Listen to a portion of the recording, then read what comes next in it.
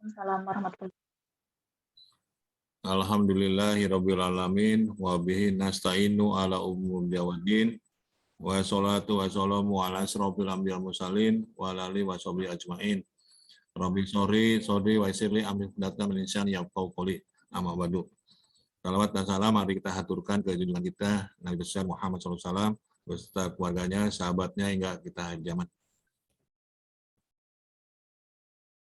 Yang saya hormati Bapak Kepala SDIT Bina Bangsa Cirebon, yang saya hormati Bapak Ibu Guru SDIT Bina Bangsa, yang saya hormati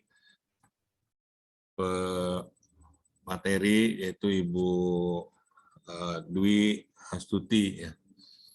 Kemudian yang saya hormati hadirin yang berbahagia, marilah kita bersyukur pada Allah SWT yang telah melimpahkan rahmat dan hidayah kepada kita sekalian, sehingga kita dapat berkomunikasi, berinteraksi melalui webinar atau melalui daring. Bapak Ibu yang saya hormati, pada kesempatan yang berbahagia ini saya menyampaikan terima kasih dan apresiasinya kepada SDIT Tunas Bangsa Cirebon yang menyelenggarakan kegiatan seminar webinar ini ya. Dan saya menyambut baik atas kegiatan ini karena dipandang perlu kegiatan ini memiliki hal yang positif dan hal yang strategis sebagaimana yang tadi disampaikan oleh Bapak Kepala Sekolah. Bapak Ibu yang saya hormati, sebagaimana kita ketahui di tema kita mengusung disleksia ini, dan menurut para ahli disleksia itu suatu gangguan belajar pada anak-anak yang ditandai dengan kesulitan membaca, menulis, mengeja, atau berbicara dengan jelas. Gangguan belajar ini masuk ke dalam gangguan saraf pada bagian batang otak. Bagian otak inilah yang memproses bahasa. Disleksia tak cuma bisa dialami oleh anak-anak saja, tapi orang dewasa juga bisa mengalami gangguan ini. Meski pengidapnya bisa mengalami kesulitan dalam belajar, disleksia tidak mempengaruhi tingkat kecerdasan seseorang. Banyak faktor risiko disleksia. Beberapa faktor risiko disleksia antara lain memiliki anggota keluarga dengan penyakit gangguan belajar, bayi lahir prematur atau bayi lahir dengan berat badan rendah, bayi yang lahir dari ibu pengguna obat-obatan, kemudian alkohol, perokok, memiliki kelainan pada struktur otak yang berperan dalam proses. Nah, itu penyebab disleksia ini, beberapa penyebabnya antara lain kelainan genetik, kemudian cedera otak, kemudian cedera yang parah atau trauma pada otak, penyakit lainnya seperti stroke.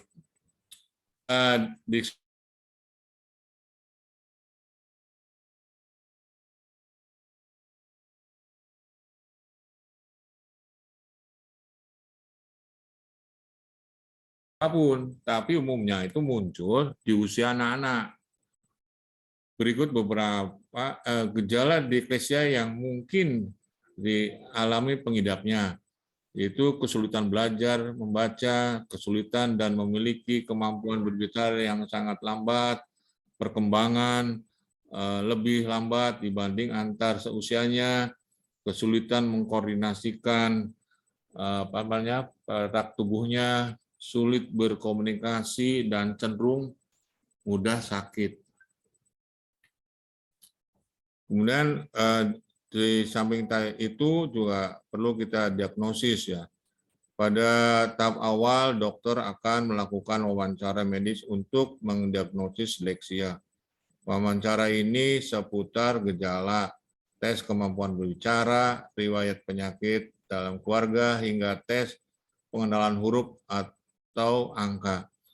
Tak cuma itu, dokter juga akan melakukan tes pemahaman ya, makna dan isi bacaan. Dalam beberapa kasus. Tes psikologi juga mungkin dilakukan. Tes ini bertujuan untuk memahami kondisi kejiwaan anak, gitu kan. Kemudian ada setelah lakukan diagnosis juga komplikasi disleksia ya. Disleksia yang dibiarkan tanpa penanganan, disleksia yang dibiarkan tanpa penanganan yang efektif bisa menimbulkan berbagai komplikasi, contohnya masalah belajar dan memahami materi pelajaran di sekolah yang berakibat pada jenjang pendidikan. Masalah sosial akibat rasa rendah diri, masalah perilaku, kecemasan, agresi, dan penarikan dari teman, orang tua, dan guru. Berikutnya masalah sebagai orang dewasa akibat ketidakmampuan untuk membaca dan memahami sesuatu. Masalah ekonomi di kemudian hari akibat jenjang pendidikan yang dicapai tidak memadai. Mengalami attention deficit creativity disorder ADHD sehingga sulit mempertahankan perhatian, hiperaktif serta berperilaku impulsif gitu ya. Oleh karena itu perlu kita melakukan pencegahan ya, pencegahan disleksia itu sayangnya hingga saat ini belum ada cara yang terbilang ampuh untuk mencegah terjadinya disleksia, khususnya disleksia yang disebabkan oleh kelainan genetik yang diturunkan dari anggota keluarga.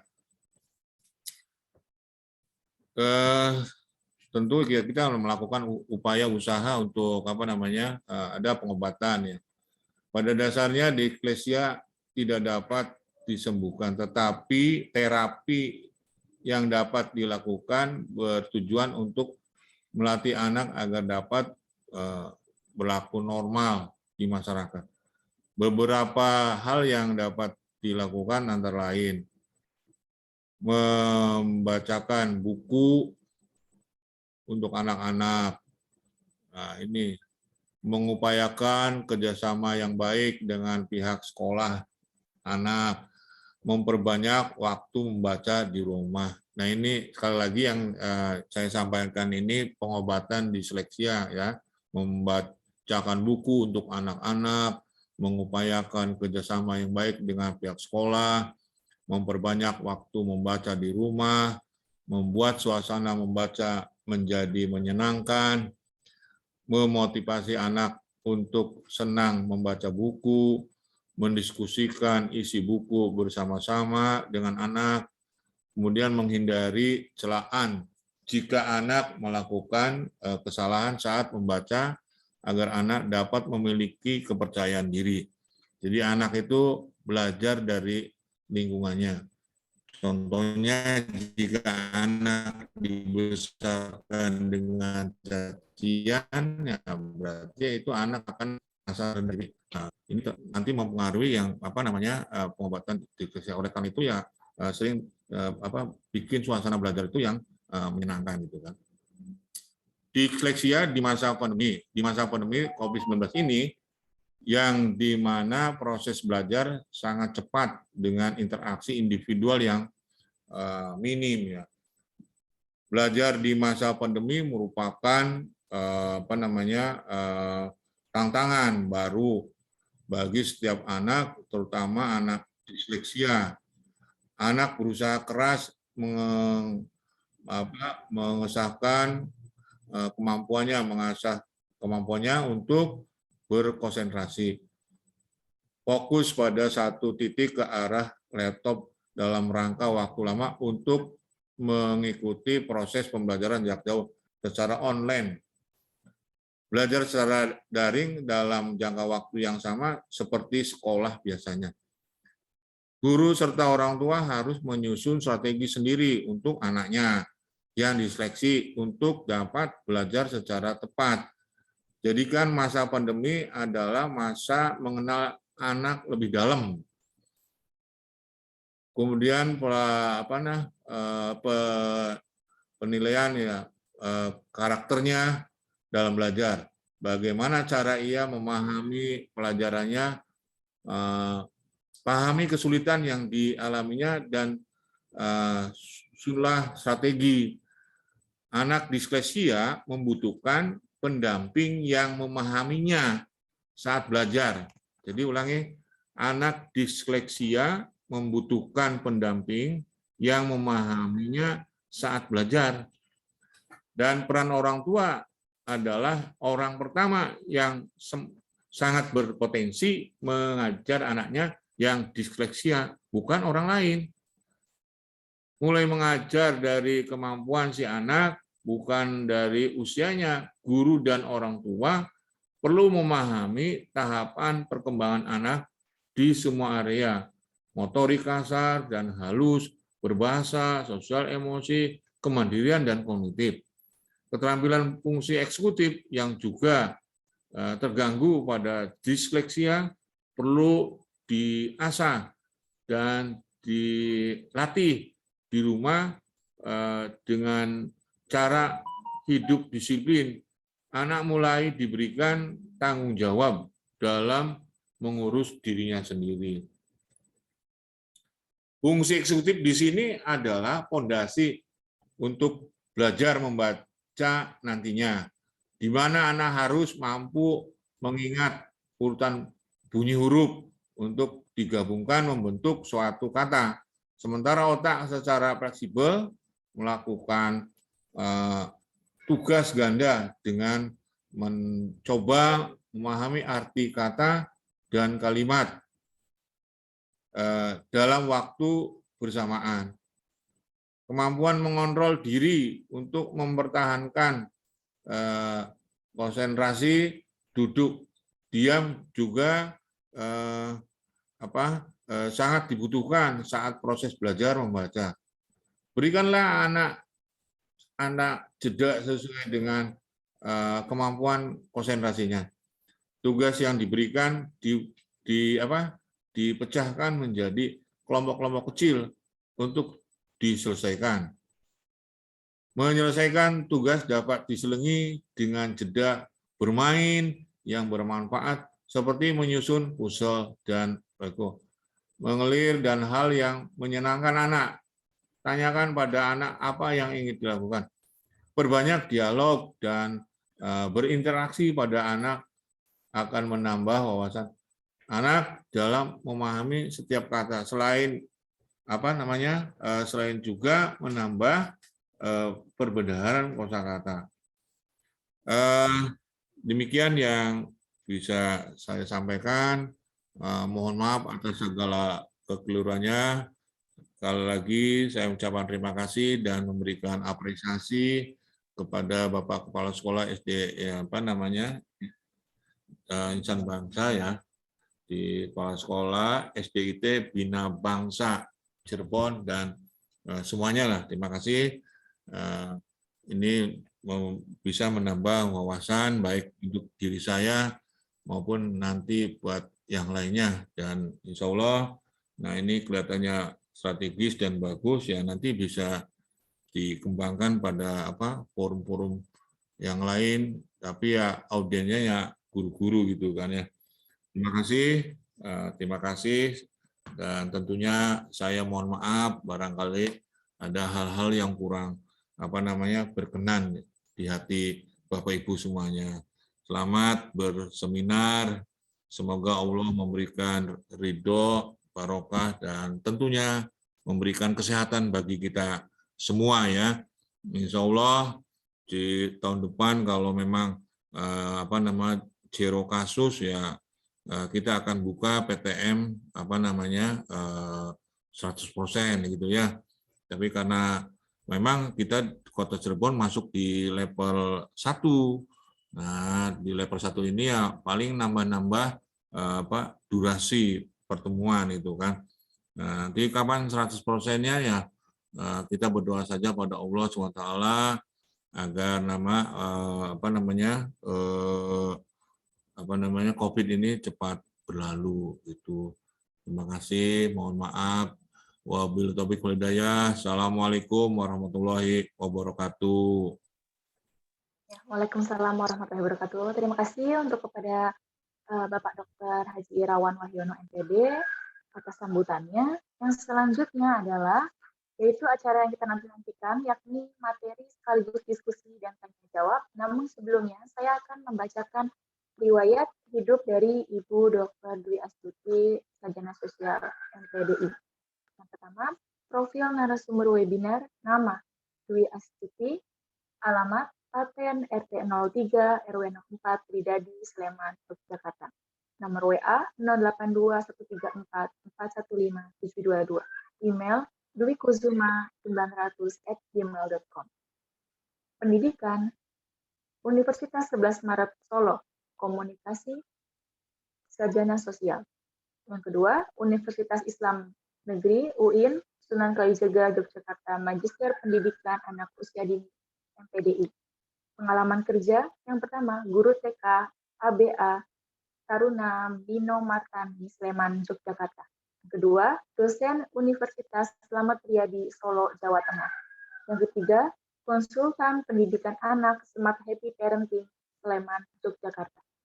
Kegiatan yang pernah diikuti, yang pertama, workshop pembuatan AP sebagai media pembelajaran kerjasama dengan IGTKI Purwodadi. 2. Workshop pengembangan kurikulum PAUD kerjasama dengan tim PAUDI Purwodadi. Yang ketiga, parenting pendidikan memaksimalkan potensi anak kerjasama dengan KB dan TK ABA Taruna Yogyakarta. 4. Parenting pendidikan anak usia dini dan tumbuh kembangnya kerjasama dengan kelompok belajar dan TK ABA Taruna Yogyakarta. Yang kelima, webinar nasional seni musik dan gerak tari bagi anak usia dini kerjasama dengan YN Jember. 6. Parenting pendidikan persiapan masuk SDMI kerjasama dengan Smart Intensif. 7. Parenting pendidikan mendidik anak di era digital kerjasama dengan Smart Intensif. Nah, berikut adalah tadi riwayat hidup dari narasumber kita hari ini. Selanjutnya, acara inti webinar hari ini dengan tema disleksia dan gangguan belajar pada anak, problematisasi greget literasi akibat pandemi COVID-19. Kepada Ibu Dr. Dwi Astuti, Sarjana Sosial MPDI, waktu dan tempat kami persilahkan.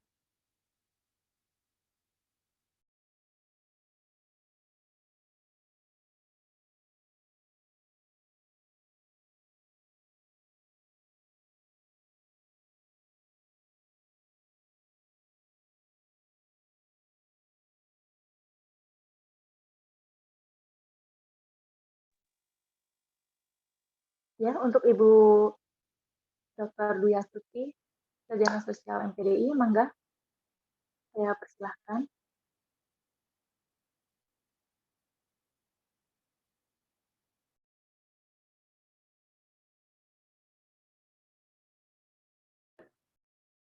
Baik, sebentar ya, saya menyiapkan untuk versinya sebentar. Ya.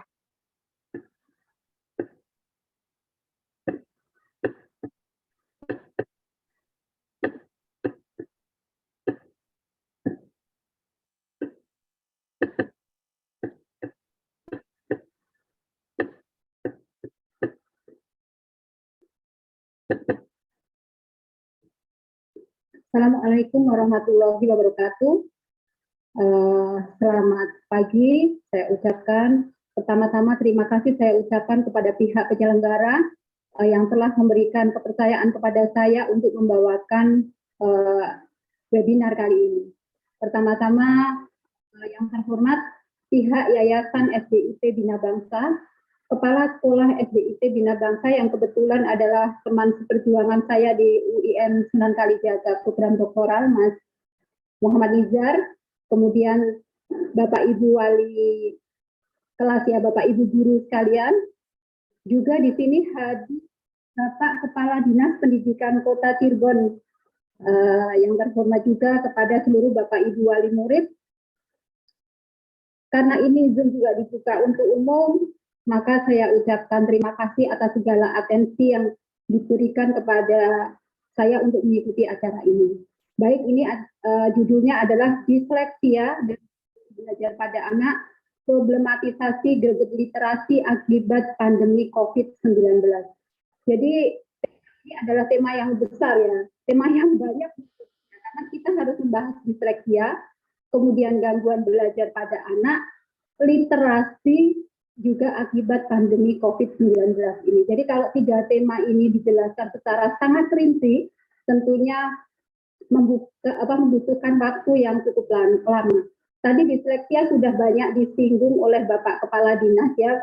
Jadi saya nanti tidak usah terlalu panjang lebar, saya juga tidak akan terlalu teoritis sekali karena di sini audiensnya kan pasti bosen ya. Jadi kita lebih ke bagaimana sih intinya apa itu, kemudian bagaimana kita berusaha memecahkan masalah dengan banyaknya hal-hal yang terjadi di sekitar kita tentang disleksia, gangguan belajar pada anak, dan tentang literasi. Nah, saya buka ini dengan pandemi COVID-19.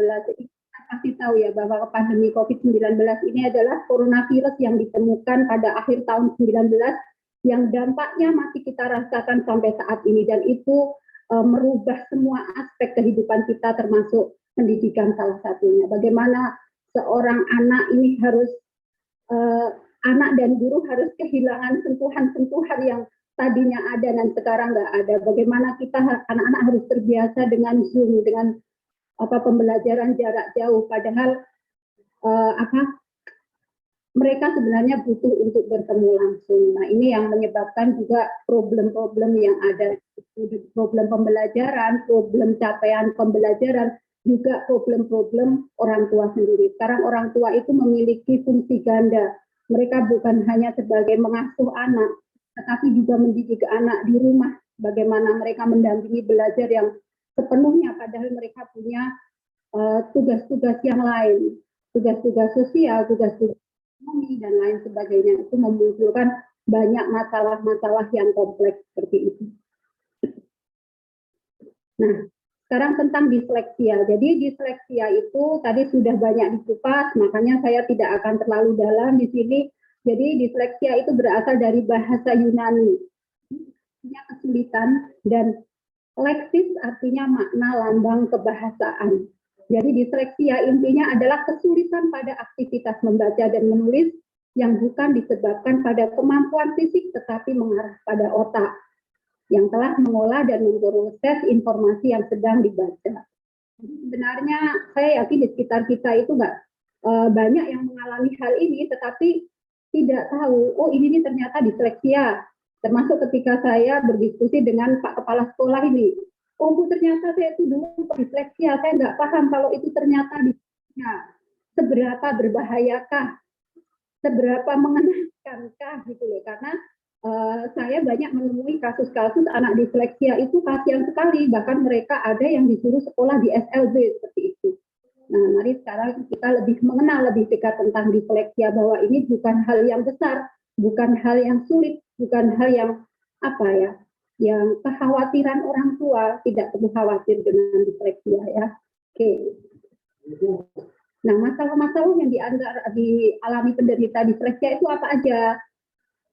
Fonologi itu jadi pengucapan yang hampir mirip, mereka bingung, D, P, T, nah kayak gitu. Kemudian mengingat kata, ada yang mengingat kata kesulitan. Kemudian penyusunan sistematis dan berurut. Kalau misalnya misalnya Senin, Selasa, Rabu, Kamis, Jumat, Sabtu, Minggu, itu anak-anak pas masa kecil ada kesulitan dalam hal itu. Nah, ini masalahnya. Ingatan jangka pendek. Kenapa mereka sulit mengingat huruf? Karena ingkatannya itu jangka pendek, ya. Kemudian masalah pemahaman sintaks atau tata bahasa.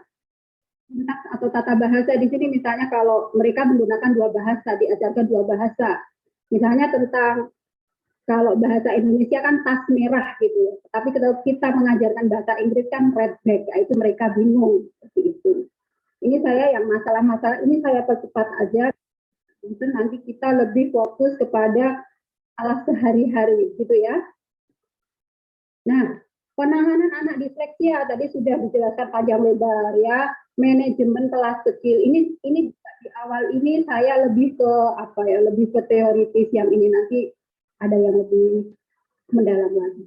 Jadi manajemen kelas kecil, tetapi memungkinkan nggak di sekolah Bapak Ibu sekalian gitu ya, karena manajemen kelas kecil itu anaknya tidak boleh lebih dari 10 anak. Nah, bagaimana kalau kita ternyata satu kelas 20 anak kayak gitu. Nah, ini kan karena memang anak disleksia membutuhkan perhatian lebih. Bisa saja mereka menggunakan pendamping seperti itu. Kemudian pendekatan multisensori yang memang harus dengan menyenangkan, harus dengan multi indrawi. Anak pun harus melihat, mendengar, meraba, itu mereka akan lebih mudah. Kemudian adanya aturan kelas, adanya reward system. Jadi memang anak-anak tuh harus ngerti aturan sejak dini, sejak jadi kelas aturannya seperti apa. Kemudian ya biasa ya kalau anak ada reward and punishment, ada hadiah dan hukuman, tetapi hadiah itu tidak harus dengan hal yang mahal, dengan pujian bisa ya, karena anak itu juga butuh adanya harga diri seperti itu. Kemudian ada hukuman juga, tetapi hukuman-hukuman yang mendidik seperti itu. Nah, sekarang kita masuk kepada gangguan belajar anak. Karena tadi kan ada 3 ya, disleksia, gangguan belajar, dan literasi. Nah, gangguan belajar ini setelah saya pelajari, disleksia itu include di dalamnya. Nah, tetapi gangguan belajar ini lebih luas lagi daripada disleksia. Jadi gangguan belajar ini mereka yang tidak mampu mengikuti pelajaran di sekolah, meskipun kecerdasannya termasuk rata-rata, sedikit di atas rata-rata, atau sedikit di bawah rata-rata. Nah, ini yang saya, karena ini sekolah untuk anak-anak normal, makanya yang saya bahas di sini adalah mereka yang tidak mampu mengikuti pelajaran sekolah tetapi tidak memiliki kelainan, Bapak Ibu. Karena saya dulu pernah menangani anak yang memang putus sekolah, nggak mau belajar karena dia memang mengalami delay perkembangan. Jadi perkembangannya harusnya misalnya untuk anak 15 tahun, tapi dia masih seperti anak di 7 tahun seperti itu. Jadi usianya lebih tua, dia di SD biasa, dan waktu itu dia gurunya sudah konsultasi dengan ahli, memang harus di SLB, dan anak itu merasa rendah diri gitu loh, aku kok harus di SLB dan seperti ini. Dan setelah saya melakukan pendekatan, akhirnya anak itu memang sekolah di SLB, bahwa menyatakan bahwa SLB itu ya oke-oke aja, sekarang malah dia bisa cari duit sendiri, usaha sendiri, seperti itu. Jadi semua anak dengan segala kelemahannya itu bagi saya istimewa. Mereka mengajarkan kita menjadi lebih cerdas, lebih pintar. Hanya penerimaan kita itu yang terpenting itu ya. Itu. Jadi ini gangguan belajar dulu ya. Anak yang tidak mampu mengikuti pelajaran di sekolah, meskipun kecerdasannya termasuk rata-rata, jadi di atas rata-rata dan sedikit di bawah rata-rata. Nah, ini yang harus diwaspadai itu apa? Perkembangan bahasa yang lambat. Kok ini anak udah dari kecil tidak responsif kalau ditanya. Kemudian kalau menyusun kata juga kurang bagus, misalnya seperti itu.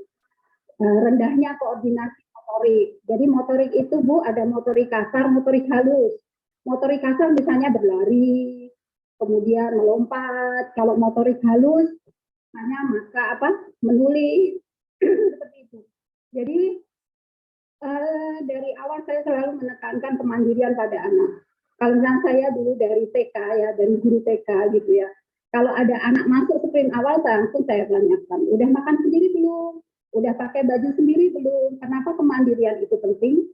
Karena kemandirian itu adalah hal yang mendasar. Anak-anak yang sudah makan sendiri, itu menulisnya biasanya cepat. Karena mereka menggunakan motorik halus. Motorik halus itu ada otot-otot halus di tangan kita yang harus dilatih. Jadi kemandirian itu penting bagi anak sejak dini. Bagaimana anak makan sendiri. Kalau udah SD, habis makan cuci piring sendiri. Jadi life skill itu penting banget ya Bapak Ibu. Buat apa anaknya pinter kalau kemandiriannya masih kurang. Jadi saya harap di SDIT Bina Bangsa ini semuanya anak-anak yang mandiri besok. Karena ya life skill itu penting lah ya. Kemudian gangguan pemusatan perhatian. Ini sering ya kita anak-anak kok suruh duduk dengar diam 10 menit sudah lari-lari. Nah, ini juga harus diwaspadai.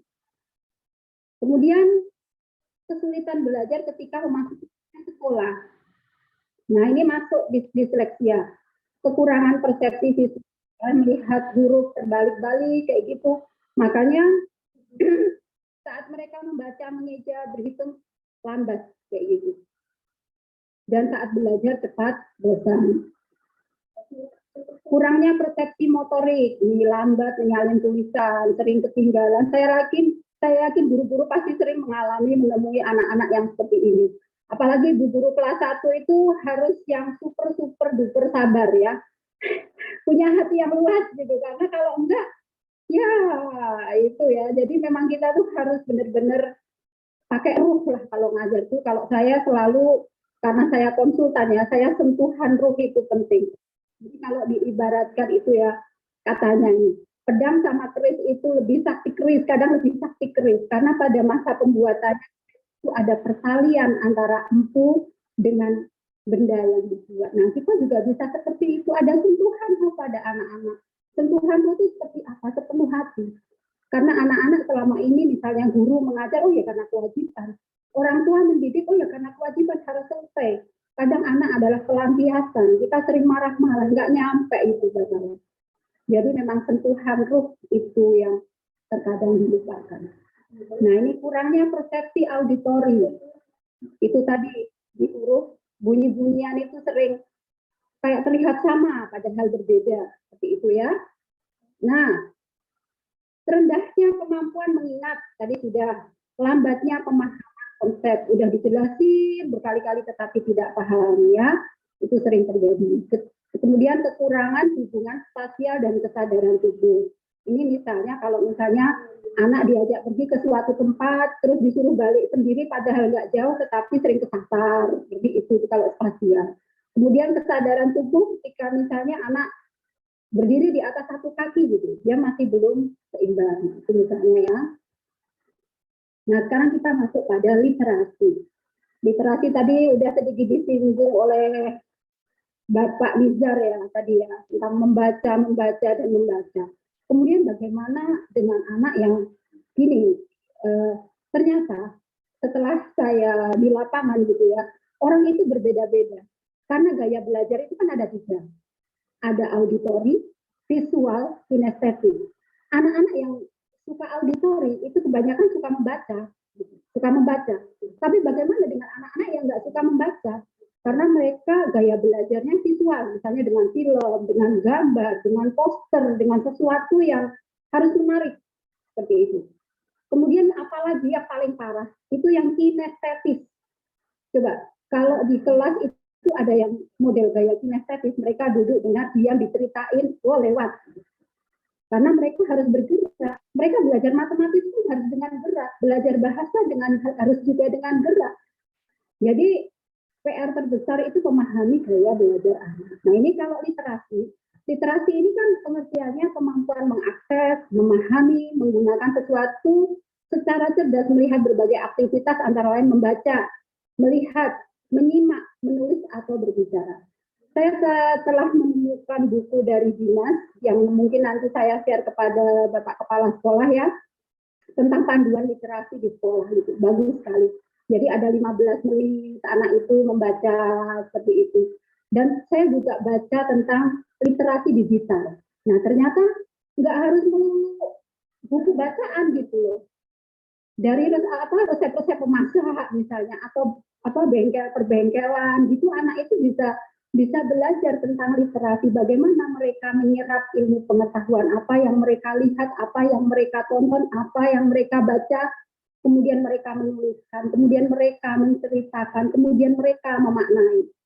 Nah itu loh, literasi itu bisa diartikan dengan sesuatu yang lebih luas lagi, kayak gitu. Kemudian kelas literasi nggak melulu berisi tentang buku-buku, di situ bisa tentang gunting, pasir, gitu. Sesuatu yang mengeksplor dari apa yang dibaca seperti itu. Jadi itulah literasi. Cuma kita kadang memandang arti untuk literasi itu cuma membaca. Literasi bukan cuma membaca menurut pemahaman saya. Nah, pihak yang terlibat ini yang terpenting. Pihak yang terlibat di sini adalah orang tua, guru, dan anak. Apa yang harus kita lakukan gitu? Sekarang hal yang terpenting pada diri kita masing-masing adalah menurut saya mengetahui karakter kita. pengetahuan utama tentang diri kita masing-masing. Silahkan ditanyakan kepada diri Anda, Bapak Ibu semua, seberapa Bapak Ibu yang hadir di sini mengerti tentang diri Anda sendiri. Kekuatanku itu apa? Kelemahanku, cara komunikasi itu bagaimana? Bagaimana saya menghadapi orang-orang, masalah-masalah di sekitar saya? Karena itu penting sekali. Jadi sangat penting sekali mengetahui tentang diri kita. Jadi kalau dari orang tua ya pemahaman tentang karakter orang tua. Misalnya ini pasti banyak ibu-ibu ya di sini. Contohnya gini, ibu-ibu itu perempuan. Perempuan itu dikendalikan oleh hormonal. Saat kita menjelang hormonalnya datang, emosionalnya lebih tinggi. Kita pasti lebih tidak sabar. Saat emosional kita nggak labil gitu, terkadang kita memperlakukan anak itu tidak baik gitu. Nah, jadi memang pengasuhan, kebetulan saya melakukan disertasi saya itu tentang pola asuh ya. Hanya ditemukan pola asuh yang dibebankan pada ibu saja. Padahal pola pengasuhan itu harusnya memang bersama ya bapak sama ibu gitu, walaupun bapak itu bekerja. Tetapi kita itu butuh bersinergi satu sama lain, seperti itu ya. Karena memang di saat hormonal nggak labil gitu. Saya selalu sama suami saya berbagi tugas. Maaf ya, saya baru nggak enak. Jadi tolong itu anakmu di handle. Karena kalau nggak bareng-bareng itu repot. Nanti saya emosionalnya keluar. Walaupun saya ini konsultan, tapi saya tahu kelemahan saya. Oh, saat saya jengkel gitu, saya bisa jelek banget gitu. Saya selalu bilang sama anak-anak saya. Jadi tolong jangan bikin mama marah kayak gitu. Marah itu nggak bagus begini. Nah, jadi anak juga perlu pengetahuan terhadap kita. Orang tua juga perlu pengetahuan terhadap anak. Nah, kemudian bagaimana kita memahami anak kita? Karena misalnya kita punya anak tiga. Anak tiga karakternya beda-beda, Bu. Ada yang lebih keras kepala, ada yang lebih ngalahan, ada yang lebih kalem, dan semuanya positif negatif itu nggak ada yang semuanya positif. Nah, pemahaman terhadap anak ini, anakku kurangnya apa ya? Cara komunikasi dengan anak ini bagaimana ya? Karena banyak anak itu sebenarnya mereka tidak bisa dibentak, dikata-katain gitu yang tidak bagus di depan umum. Tetapi orang tua itu kadang refleks. Kalau anaknya salah apa langsung biar gitu. Nah itu, padahal nggak nyampe itu nantinya. Apalagi anak laki-laki ya, memberitahu anak laki-laki itu harus anaknya kenyang gitu. Jadi kalau saya ya lebih baik pendem dulu, nanti kalau udah clear diajak makan, disenangi baru kita ngomong. Kamu baiknya begini, mesti saya selalu ngomong baiknya dulu. Kalau saya konseling juga, saya ngomongnya yang baik-baik dulu gitu loh. Kamu baiknya begini, tapi begini, besok lagi gimana? Kita melakukan penyelesaian bersama-sama. Nah, guru sekarang. Guru ini juga sangat penting ya, pemahaman terhadap diri. Bukan hanya anak didik, tetapi diri dulu. Pemahaman tentang teori-teori pendidikan. Jadi guru itu ya kompleks hubungan dengan diri sendiri. Dengan keluarga yang ngurusi rumah, ngurusi anak, ngurusi pihak sekolah, ya kan, ngurusi teman-teman, peraturan-peraturan dinas. Ini ada Bapak Dinas, ya. Ada Bapak Dinas juga saya sedikit menyinggol waktu saya jadi guru. Saya pernah jadi guru TK sampai dosen di universitas. Saya mengalami yang namanya akreditasi, Bapak.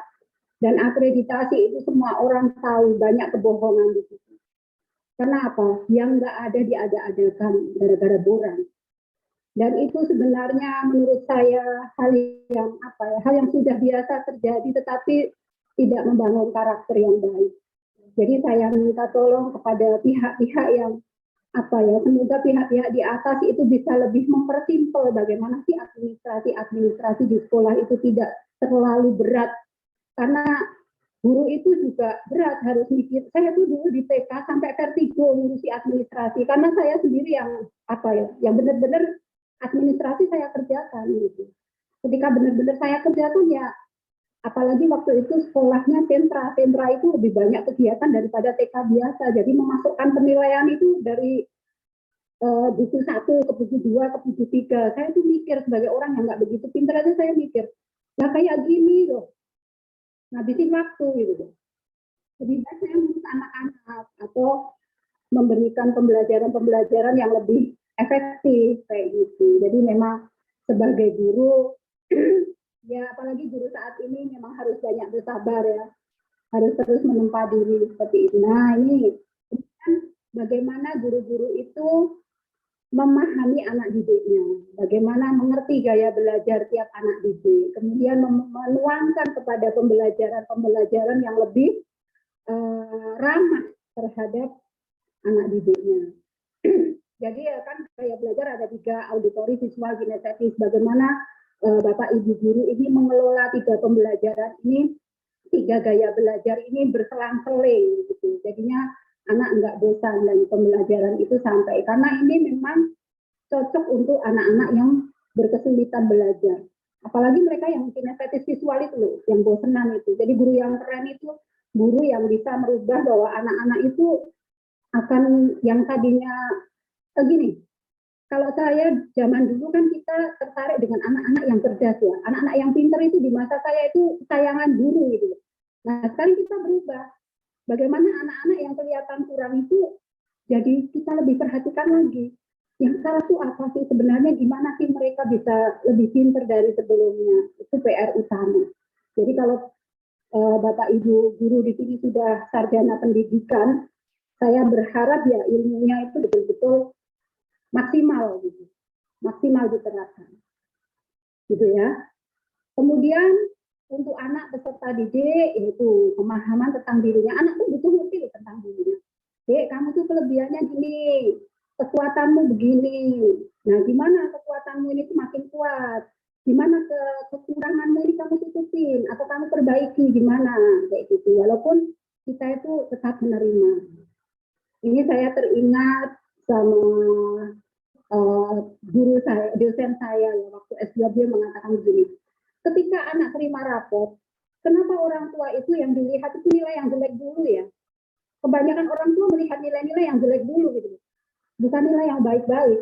Padahal di antara nilai yang jelek itu lebih banyak nilai baiknya. Nah itu cara pandang orang tua terhadap anak ya. Jadi percayalah ya Bapak Ibu bahwa di balik kelemahan anak-anak kita itu terdapat banyak kekuatan-kekuatan. Saya ini dibentuk dari kelemahan-kelemahan anak saya. Saya pernah mengeluarkan anak saya dari sekolah di sekolah SMP karena kekerasan psikis ya, kekerasan psikis dan fisik. Yang waktu itu 7 anak yang keluar dari sekolah itu. Dan saya mulai belajar tentang homeschooling karena anak saya memang seni, lebih pantas sekolah di seni. Jadi saya belajar tentang homeschooling dari awal sampai akhir, bagaimana anak saya mendapat ijazah dan sebagainya, hingga saya menjadi praktisi homeschooling dan diundang kemana-mana. Jadi itulah kelemahan anak kita itu memberi kekuatan kepada kita, jangan khawatir. Dan sekarang anak saya sudah sekolah di sekolah biasa, diterima di sekolah seni yang memang seni kayak gitu. Jadi jangan khawatir apapun kelemahan, bukan hanya orang tua, bukan hanya anak-anak, semuanya itu akan memberi kekuatan kepada kita. Nah, ini bagaimana mengidentifikasi permasalahan pada anak. Identifikasi dilakukan orang tua. Kalau oleh orang tua jelas ya, jadi bagaimana orang tua melihat anaknya sehari-hari, apa kurangnya kayak gitu. Kemudian bekerja sama dengan guru, Bu, bagaimana ini, atau Pak, bagaimana di sekolah anak saya, kayak gitu. Misalnya kok parah-parah banget, meminta bantuan ahli. Jangan sampai seperti yang kasus yang terjadi di tempat saya, anak tidak bisa baca disleksia, guru kepala sekolahnya minta harus sekolah di SLB. Padahal ketika saya ke tempat saya, ternyata anak itu normal, hanya disleksia. Ketika dia meminta rekomendasi, yang saya rekomendasikan silahkan pindah sekolah. Jadi carilah sekolah yang memang cocok untuk putra-putri Bapak Ibu semua. Menurut saya SDIP Bina Bangsa, kemarin saya sudah bercerita sudah tanya jawab Mas Nizar ini bahwa SDIP Bina Bangsa ini kita tidak saklek kok Bu, kita lebih pada akhlak, lebih pada kemandirian dan sebagainya. Menurut saya bagus. Jadi Bapak Ibu menyekolahkan di SDIP Bina Bangsa itu ini sudah pas. Sebuah SD itu membranding, sebuah sekolah itu membranding, memerekkan dirinya sendiri itu mau seperti apa. Kita harus berani menjadi diri sendiri, nggak peduli kalau misalnya, kalau menurut dinas misalnya, sekolah yang baik adalah sekolah yang nilainya tertinggi dan sebagainya. Di sini kok anak-anaknya dengan kualitas yang seperti ini. Nah, kita berani nggak? Hidup ini pilihan. Kita mau memilih seperti apa? Kalau saya memilih menjadi diri sendiri, memilih menerima apa yang ada di sekeliling saya dan mengubah menjadi sebaik-baiknya yang saya mampu, yang saya memilikikan. Nah, langkah-langkah memecahkan masalah. Apa yang harus dilakukan orang tua? Nah, ini agak berat ya, karena orang tua itu sekarang fungsinya luar biasa. Kalau anak 3 Zoom meeting semua, otomatis ya harus punya HP 3. Kalau enggak, ya bergantian. Nah, ini saya kalau di SDIP Bina Bangsa nggak tahu sistemnya seperti apa harus Zoom terus atau pertemuan atau apa seperti itu ya. Jadi mungkin saya kurang tahu. Tetapi yang jelas menjadi orang tua di era sekarang, di era pandemi itu berat. Apalagi orang tua yang bekerja. Kemudian juga orang tua memang memiliki penerimaan dan kesabaran yang tinggi saat mendidik anak-anaknya ya. Jadi ini diomongin gampang tetapi dilakukan itu susah. Apalagi untuk anak-anak yang memang memiliki kebutuhan khusus, kayak pendampingan khusus. Seperti saya tanyakan kepada Pak Nizar ini kemarin katanya kelas 3 baru bisa baca. Itu gimana? Saya tuh juga harus dulu berdiri di depan kelas, mengalami masa-masa nggak enak, itu beliau cerita ya. Kemudian orang yang berjasa adalah ibunya. Nah, ibunya ini yang telaten, tiap hari memang harus diajarkan. Jadi memang ketelatenan dan pakai hati, pakai perasaan itu penting banget ya ibu-ibu ya. Dan ini kenapa saya buka bimbel baca di rumah. Dan kenapa saya jadi pembicara disleksia? Karena itulah kelemahan anak-anak itu menguatkan saya. Jadi anak-anak yang tidak bisa baca sampai kelas 3 SD, kelas 2 SD, ada apa tuh dengan mereka? Padahal mereka pintar di mata saya gitu. Dan akhirnya itulah saya belajar tentang disleksia. Salah satunya apa? Bimbel baca saya itu tiap hari berangkat, tiap hari anaknya datang. Karena orang tuanya belum tentu, orang tuanya kan kadang sibuk. Padahal anak-anak disleksia itu dengan ingatan mereka yang sedikit itu yang enggak panjang itu harus mendapat terus menerus nggak bisa jeda kalau mau cepat seperti itu. Termasuk dengan anak-anak yang berkesulitan belajar, mereka kurang motivasi atau apa. Di sini ada anak namanya Bilal ya. Bilal itu anaknya lumayan pintar, cepat, tapi kadang dia cuma tidur di sini. Kalau nggak tidur ya nggak ngapa-ngapain gitu loh, tetapi bisa cepat gitu. Dan saya selalu memotivasi begini, Mas Bilal itu kan di sini, maaf ya, kan malas-malasan tuh, malah tidur-tiduran itu bisa cepat. Apalagi kalau Mas Bilal itu lebih bisa giat lagi, tapi lebih cepat. Nah, gitu. Akhirnya anak itu bisa cepat. Jadi cara komunikasi yang pas pada anak itu sangat penting ya. Bagaimana kita memotivasi agar mereka itu mau melakukan seperti itu. Kemudian untuk masalah literasi ini, karena ini kan bukan hanya kesulitan belajar, kita kan membahas tentang literasi. Literasi itu harus dimulai dari apa yang disukai anak. Saya selalu mengajarkan pada anak, tidak semua hal kamu itu harus bisa. Tidak semua hal kamu itu harus pintar, tapi cari satu hal yang kamu itu benar-benar ngerti daripada orang lain. Gitu. Nah, misalnya apa, tentang bengkel boleh, tentang masakan boleh, tentang apa boleh. Jadi makanya kalau literasi yang memang tidak boleh guru yang memilihkan, harus dari anak itu. Jadi anak itu dari kecil tuh udah ngerti, walaupun nanti bisa berubah-ubah seperti itu. Nah, ini penyediaan buku-buku, kemudian ya pemilihan konten-konten di internet ini penting, atau Dede ini kok ada apa yang bagus ya kayak gitu ya, gimana caranya lah. Ini juga yang harus dilakukan guru, jelas ya, bagaimana memberikan pembelajaran yang sesuai dengan gaya belajar anak.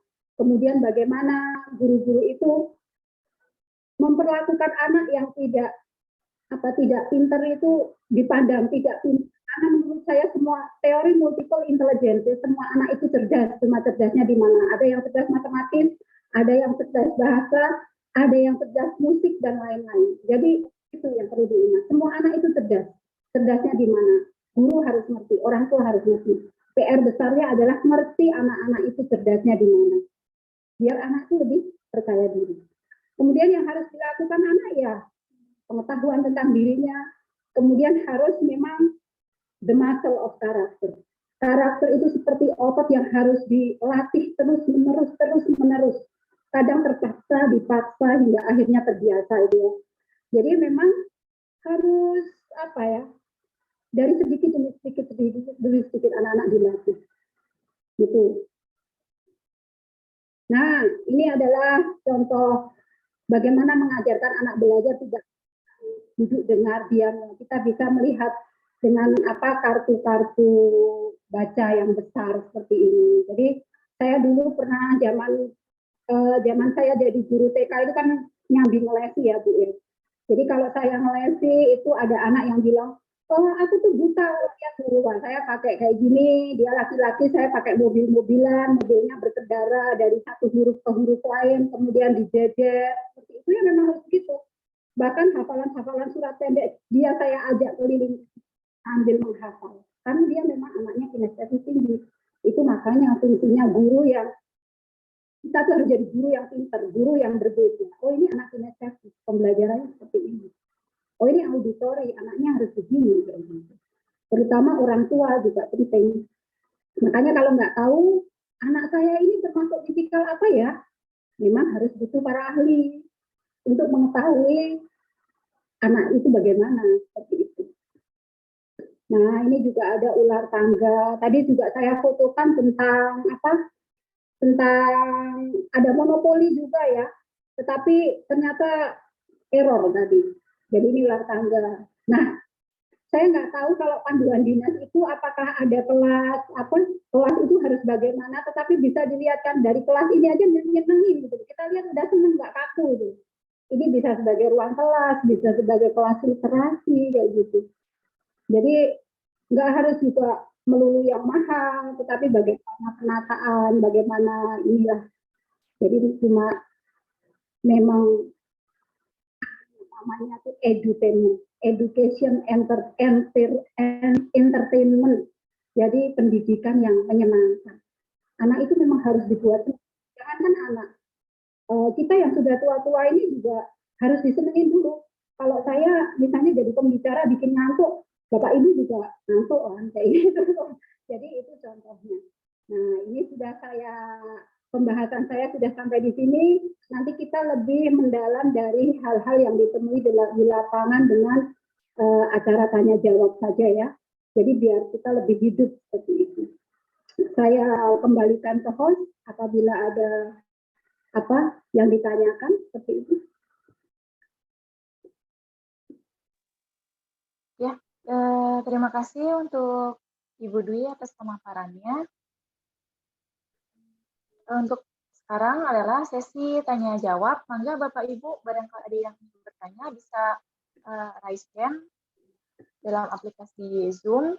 Nanti akan di-unmute sesuai urutannya ya. Nanti kita akan tampung 3 pertanyaan, ada 2 sesi, satu sesinya 3 pertanyaan. Pertanyaan boleh dari guru juga? Ya, boleh dari semuanya. Pertanyaan ini bebas, bukan hanya dari dari Bapak Ibu wali murid atau pokoknya saya bebaskan dari guru karena memang ini untuk kita semuanya.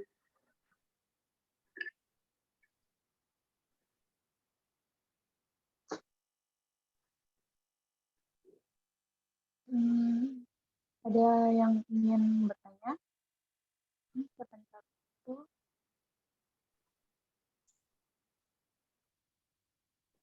atas nama YY, siapa itu?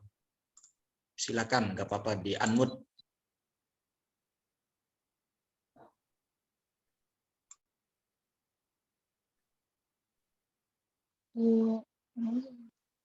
Iya Pak, terdengar tidak suaranya? Ya, kedengaran. Silakan Terima pertanyaannya. kasih ya Bu ya. Ya, dengan wali murid, maaf Ibu, saya ingin menanyakan apakah anak disleksia itu bisa sembuh dan bagaimana cara penanganan anak disleksia. Lalu saya pernah melihat kasus yang si anak disleksia itu diomongin oleh gurunya seperti ini, kamu tidak bisa baca, ibu pindahkan saja di kelas rendah. Terus bagaimana mental anak disleksia itu setelah si guru itu berbicara ya Bu ya, apakah dengan berbicara seperti itu anak akan semangat untuk membaca atau bagaimana? Terima kasih, seperti itu aja Bu. Ya, terima kasih. Ada yang lain? Atas nama Eva, mangga boleh di-unmute. Ya, izin bertanya. Terima kasih untuk kesempatannya. Gini, gimana sih cara mendeteksi anak-anak yang diseleksi dengan mudah? Karena kan mungkin ketika kita mengobservasi anak itu diseleksi tapi ternyata mungkin kata ahli, mungkin itu ternyata bukan diseleksi tapi karena ada keterlambatan yang lain, atau mungkin karena gaya belajar yang tidak sesuai, atau mungkin juga ada faktor-faktor yang lain, tapi yang jelas itu bukan diseleksi begitu. Jadi gimana mendeteksi dengan mudah bahwa itu anak diseleksi atau bukan? Dan yang kedua pertanyaannya, gimana cara membangun mentalitas semangat belajar siswa? Karena kalau kita mengacu dengan literasi yang hanya berpaku pada membaca, saya kira anak-anak, terutama anak TK itu, untuk baca teks itu kurang menyukai. Begitu. Terima kasih. Ya, ada yang lain? Ada yang lain yang ingin bertanya? Nanti 3 pertanyaan dulu ya, Mbak. Ya. Di pertama dulu ya, Ibu ya. Satu sesi 3 pertanyaan. Mangga untuk atas nama Adi Alvano bisa di-unmute, persilahkan. Baik, terima kasih. Assalamualaikum warahmatullahi wabarakatuh. Terima kasih atas waktunya, Ibu. Ini sangat menarik sekali ya materinya. Cuma sayang sekali ada kendala teknis sedikit tentang materinya. Di sini pun saya sedikit melihat ya tentang materi-materinya itu sangat luar biasa. Namun pertanyaan saya itu ada beberapa pertanyaan yang ingin saya tanyakan. Yang pertama, disleksia itu jika sudah terjadi kepada usia remaja, itu bagaimana ya Bu penanganannya? Karena mungkin saya tadi hanya setengah mungkin ya masuknya, jadi nggak dari awal bagaimana cara membedakan antara disleksia usia yang SD dengan usia yang lebih lanjut itu ya Bu. Itu yang pertama. Yang kedua, yang membedakan antara disleksia dengan ABK itu bagaimana ya Bu? Baik, terima kasih. Assalamualaikum warahmatullahi wabarakatuh. Waalaikumsalam warahmatullahi wabarakatuh. Ya, mangga bisa langsung dijawab, Bu. Yang pertanyaan pertama. Baik, yang pertama saya jawab adalah dari Ibu Yeye ya. Ibu Yeye, apakah anak disleksia bisa sembuh? Kemudian yang kedua diomongin guru untuk dipindah kelas ke yang bagaimana mental anak itu ya. Jadi disleksia bisa sembuh Bu, sangat bisa sembuh.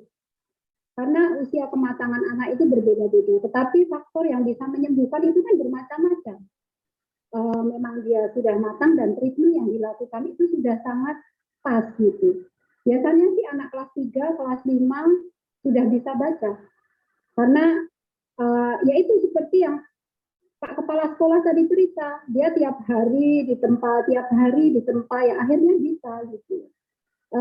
Bahkan anak-anak disleksia itu biasanya anak-anak yang pintar gitu, menalarnya tinggi mereka karena mereka bukan tipe menghafal, mereka tipe yang menalar gitu.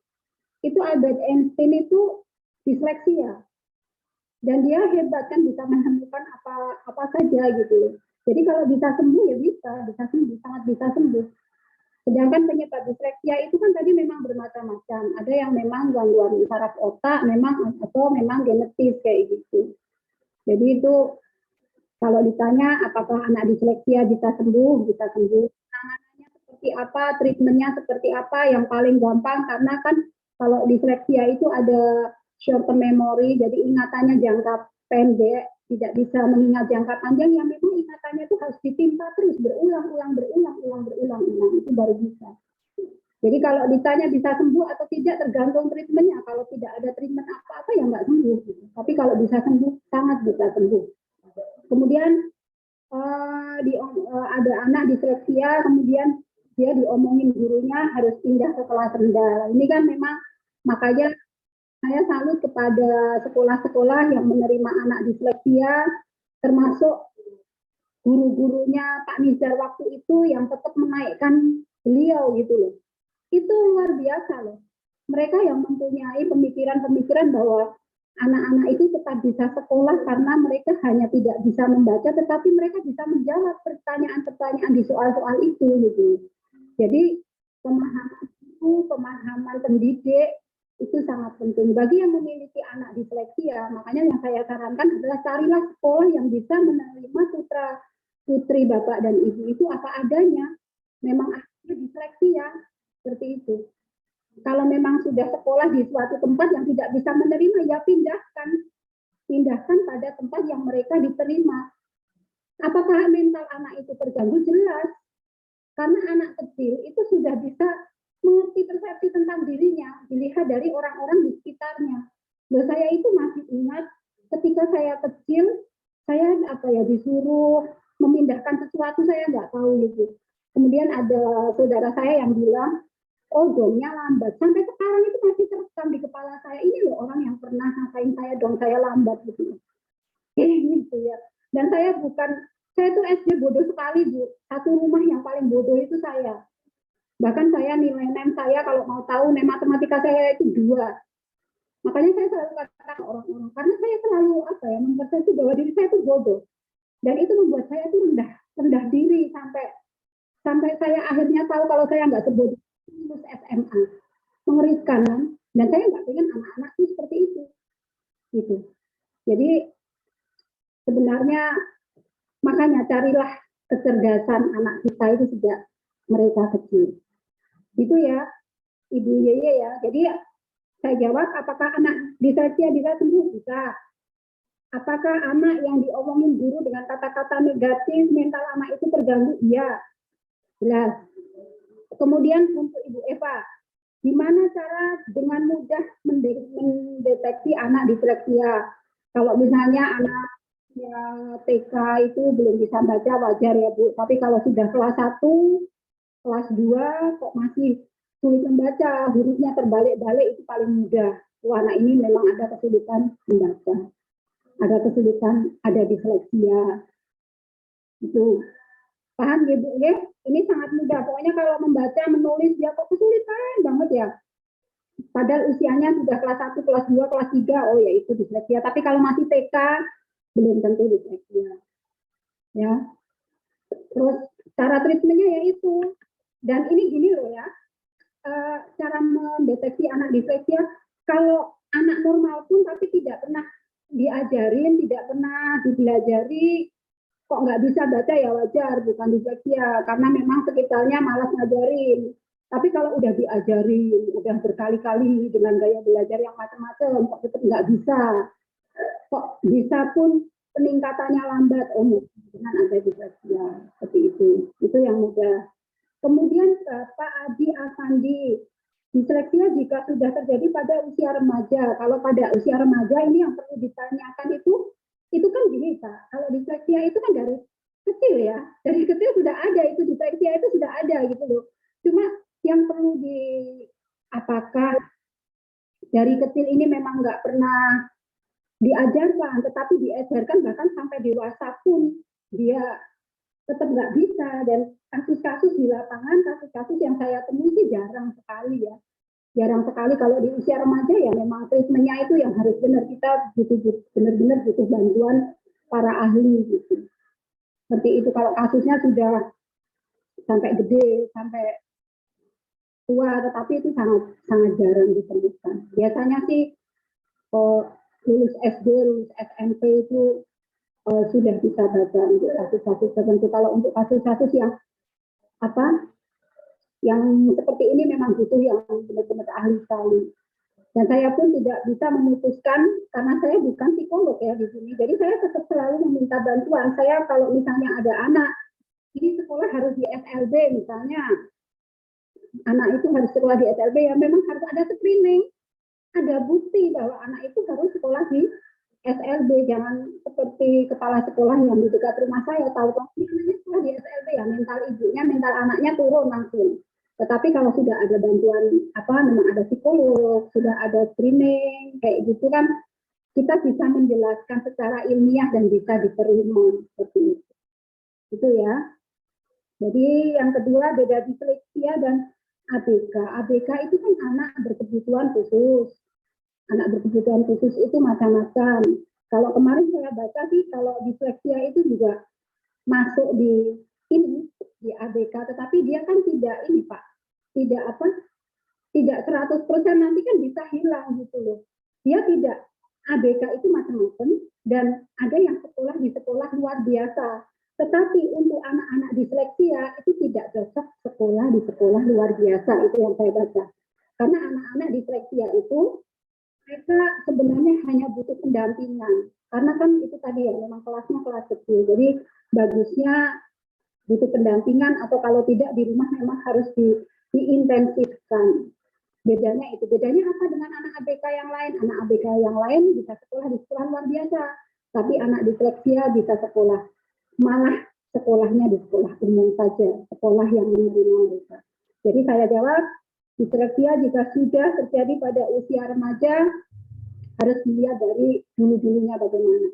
Sudah ditreatment seperti apa. Dan untuk saat ini masih jarang-jarang, sangat jarang terjadi. Kemudian, beda disleksia dengan ABK, bahwa disleksia memang masuk dalam ABK, tapi ABK yang lain bisa masuk di sekolah luar biasa, disleksia masuk di sekolah umum. Saya kira itu ya jawaban dari saya. Saya kembalikan kepada Mbak Devi. Devi. Ya, terima kasih untuk Ibu Dwi. Semoga tadi 3 pertanyaan tadi terjawab sudah. Untuk selanjutnya kita masuk ke pertanyaan yang sesi 2. Monggo untuk Ibu Tri, silakan bisa di-unmute dan bisa bertanya langsung kepada Ibu Dwi. Ya, terima kasih kepada Ibu Devi dan Ibu narasumber kita yang hebat dan luar biasa. Saya Ibu Tri, yang ingin saya tanyakan Ibu, apakah anak yang short memory disorder tidak bisa menerima lebih dari 1 perintah pada usia anak 4-6 tahun bisa dikatakan sebagai anak yang disleksia? Yang kedua yang ingin saya tanyakan adalah bagaimana treatment yang tepat kepada anak usia 4-6 tahun yang tidak bisa mengerti kalimat atau kata ibu. Ya, terima kasih.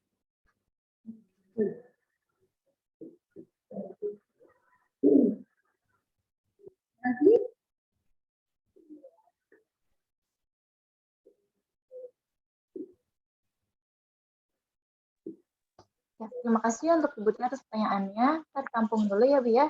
Untuk selanjutnya ada Lutfian. Mangga untuk di-unmute, bisa langsung ditanyakan.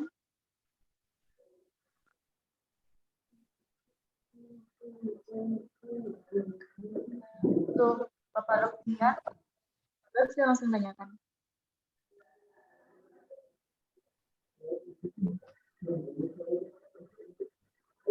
Assalamualaikum warahmatullahi wabarakatuh. Waalaikumsalam warahmatullahi wabarakatuh. Terima kasih sebelumnya. Jadi di sini ada kasus anak berusia 2,5 tahun, dia bisa menangkap informasi atau perintah. Jadi kalau misalkan disuruh, tolong taruh piringnya di meja gitu, dia bisa. Kemudian disuruh meniru juga tanggap. Tapi di sini mulutnya itu bisa ada gerakan gitu, tapi seperti tidak mau mengeluarkan suara. Nah, ini kan berarti termasuk lambat bicara. Yang ingin saya tanyakan, apakah lambat bicara itu juga termasuk disleksia? Mungkin ini sudah dibahas atau saya yang miss, mohon maaf sebelumnya. Nah, kalau misalkan iya termasuk disleksia, treatment apa yang bisa dilakukan di rumah atau keluarga sendiri? Begitu. Terima kasih. Ya, terima kasih atas pertanyaannya. Ada lagi yang bertanya? Atau kalau boleh saya ikut bertanya, Bu? Boleh. Why not? Kebetulan kan saya kelas 1 ya, Bu ya, jadi istilahnya banyak menemui anak-anak yang lumayan sulit untuk bisa, tapi sebenarnya anaknya bisa, tapi ya butuh proses gitu kan ya, Bu ya. Tadi kan katanya disleksia itu bisa sembuh ya, Bu ya, tapi dengan syarat atau dengan proses itu treatment-nya sudah dilakukan semuanya gitu kan. Tapi kalau misalkan hanya mengandalkan sekolah, sedangkan tidak ada kerjasama dari keluarga, dari orang tua, itu bisa menghambat kan ya, Bu ya? Bukan berarti bisa sembuh, tapi hanya mengandalkan dengan udah asal di sekolah kan udah belajar gitu kan, tapi di rumah tidak belajar, tidak diulang seperti itu. Terus yang kedua, jadi yang pertama pengennya berarti kan bisa menghambat untuk penyembuhan disleksia tersebut ya, Bu ya. Nomor yang kedua, apakah boleh sekolah itu menyeleksi anak ya, Bu ya, untuk berarti bukan untuk anak yang disleksia, tapi untuk anak yang ABK, maaf. Untuk anak yang ABK, bukan yang disleksia. Tapi dengan cara apa tuh, Bu, kita bisa melihat apa harus dengan tadi kata Ibu kan kalau untuk ABK itu harus screening dulu ya,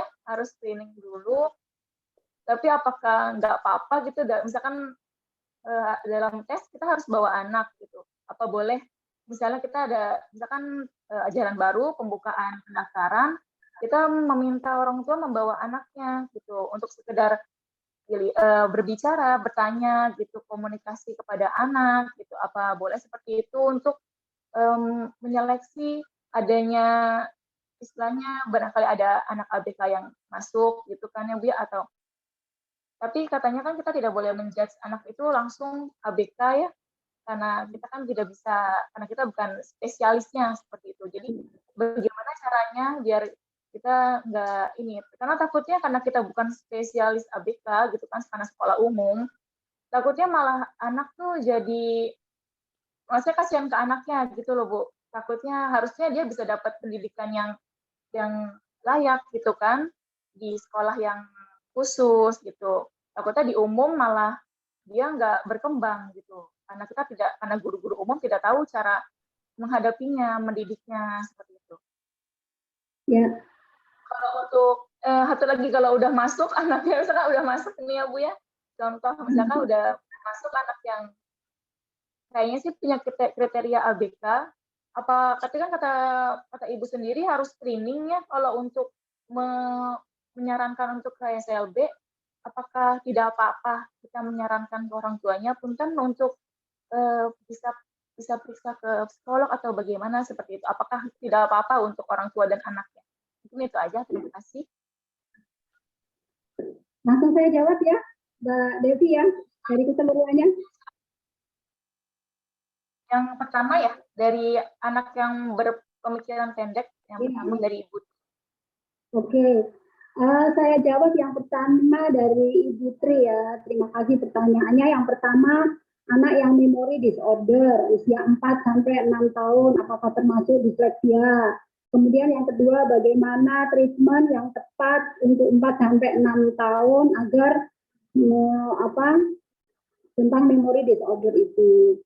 Jadi gini, tadi itu kan ada hal-hal yang perlu diperhatikan, perlu agak dicemaskan gitu. Tetapi kan belum tentu disleksia. Salah satunya adalah memang memory disorder, tapi bukan berarti anak itu disleksia. Nanti kita lihat, itu memang harus warning, hati-hati gitu loh. Itu sudah ini kok kemudian kenapa Ibu Tri bisa menyimpulkan bahwa anak itu menderita memory disorder, misalnya seperti apa gitu. Di sini kan karena saya guru TK dulu ya, dari ke-TK-an ada yang namanya STPP, standar tingkat pencapaian perkembangan anak. Dari kalau bahasa ya, karena ini kan kita mengupas bahasa. Bahasa itu ada 3 kemampuan: menerima bahasa, mengungkapkan bahasa, dan keaksaraan. Nah, itu mau yang mana? Apakah misalnya menerima bahasa anak tuh dikasih cerita, ada cerita yang sederhana. Terus ditanya tentang cerita itu, Dek, tadi itu ceritanya tentang kantil sama siapa? Dek, tadi itu yang jahat siapa? Jahatnya bagaimana? Apakah itu dia bisa, kemudian gini, anak sampai 4-6 tahun, itu memang misalnya kita mengajarkan bercerita. Bercerita itu harus berapa lembar buku loh. Itu ada aturannya. Untuk anak playgroup, anak TK-an, TKB, mereka harus berapa lembar mereka kira-kira bisa mengingat. Nah, jangan-jangan ini kita sebagai pendidik atau sebagai orang tua yang memberikan ingatan-ingatan yang memang mereka tuh belum bisa mengingat gitu. Itu yang harus diwaspadai. Tetapi kita harus ngerti dulu memory disorder itu yang seperti apa. Kecuali kalau misalnya disuruh menirukan 3 kata bisa. Nah, itu harus gimana ya, memang harus diulang-ulang. Pokoknya kalau kita itu seperti tanaman yang harus sering disiram. Jadi diulang. Nanti kalau sudah matang, anak itu beda-beda. Ada yang matang mengungkapkan bahasa tapi keaksaraannya kurang. Ada yang pinter cerita, terus gitu kan, ada ya bercerita, terus nanti disuruh nulis nggak mau gitu. Itu anak itu memang luar biasa dengan segala keunikan mereka seperti itu. Jadi bagaimana memory disorder 4-6 tahun, apakah termasuk disleksia? Belum tentu. Kemudian bagaimana treatment yang tepat untuk 4-6 tahun? Ya diulang. Tidak ada kata lain, memang harus diulang. Dan kita nggak boleh maksain. Anak disleksia itu kalau semakin dipaksa, otak itu begini ya. Nih, ini otak, batang otak. Ini otak limbik namanya, otak kasih sayang. Yang atas sendiri ini neurokorteks. Makanya ini namanya teori otak triun. 3 in 1, 3 dalam 1. Orang, kalau ibu-ibu atau bapak-bapak sering bentak-bentak anaknya, ini kan ada otak limbik, otak kasih sayang. Kecerdasannya nggak nyampe atas, Bu, langsung turun, semakin bodoh. Saya itu makanya ngerti kenapa saya dulu itu semakin bodoh lah, saya dimarah-marahin terus kok. Tapi kalau penuh kasih sayang, anak itu diterima, pembelajarannya benar, dia akan naik ke neurokorteks ini. Nah itu loh. Makanya saya itu punya anak, belajar, baru saya punya anak. Dan saya itu, ternyata saya itu mendolimi anak saya, karena banyak malpraktek dalam pendidikan saya, karena saya mengadopsi pola asuh yang lama. Nah, makanya parenting seperti ini sangat penting ya Bapak Ibu ya, karena memang kita itu harus ngerti bagaimana mendidik anak. Itu ya Putri ya, sudah paham gitu.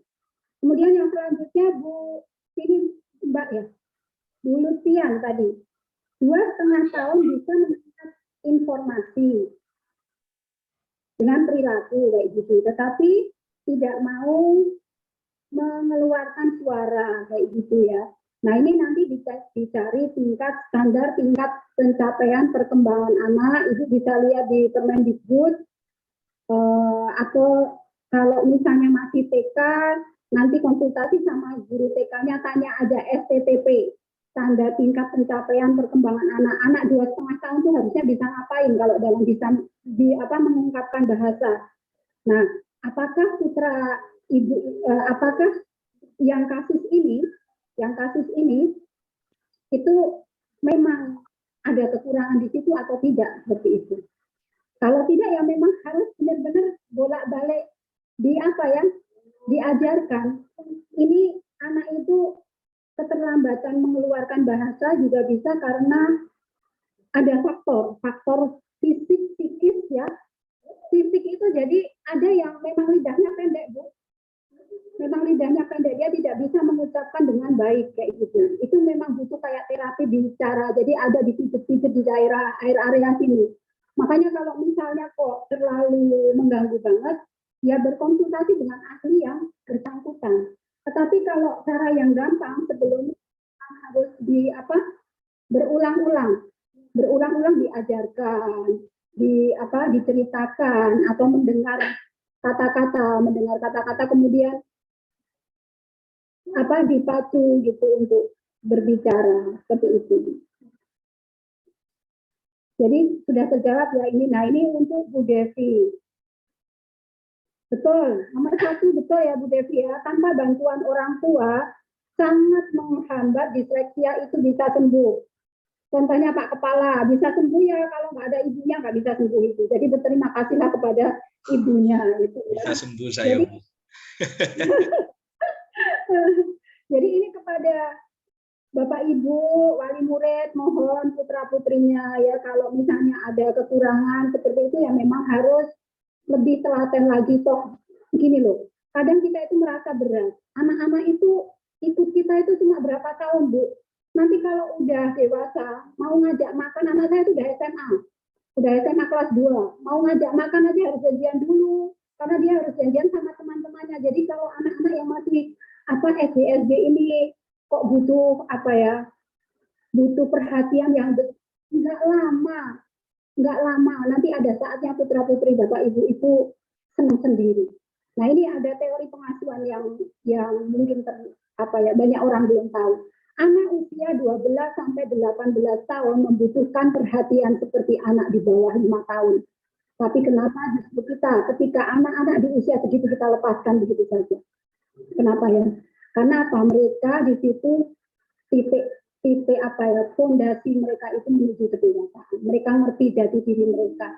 Saya itu harus selalu tahu kapan anak saya mimpi basah, kapan kalau punya anak perempuan menstruasi, kapan anak saya jatuh cinta, kapan dia merasa patah hati, kebetulan dengan patah hati, nangis di depan saya. Jadi kekuatan mental dari akan banyak pergerakan itu.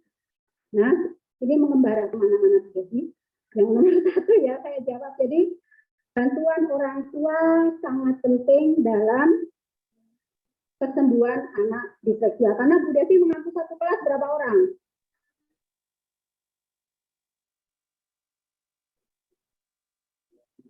Berapa? Banyak. Itu belum dibuka, Bu Devi.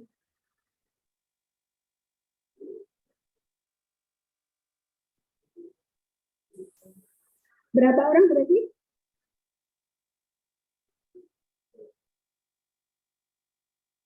Oke ya, maaf ya tidak terdengar ya. Pastinya lebih dari 10 anak, jadi pasti kesulitan seperti ya, itu. 17.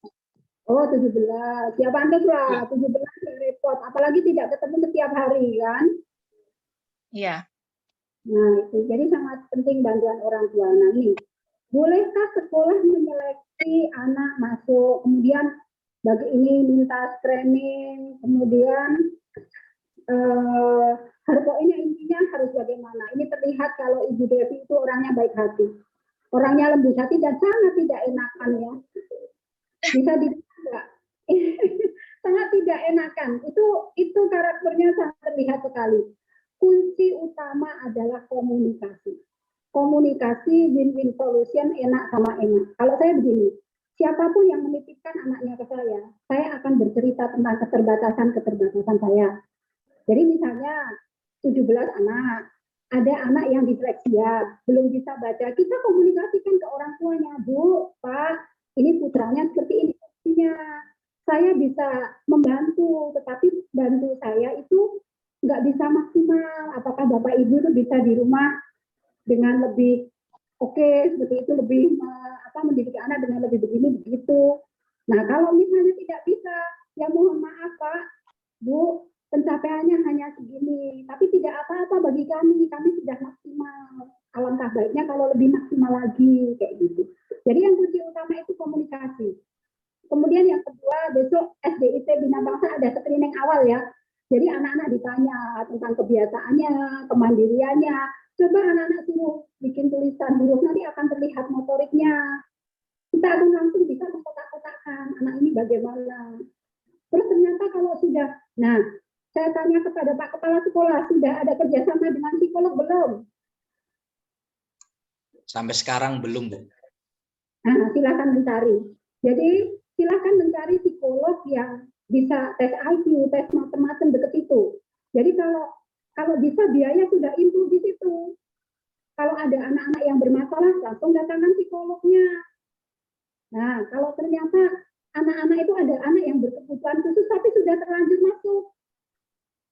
masuk seperti itu maka yang dilakukan adalah baru kan ada psikolog itu screeningnya, hasil screeningnya keluar, nggak apa-apa dikatakan kalau ini ada sekolah itu kan ada sekolah biasa, ada inklusi, ini bukan sekolah inklusi, bukan.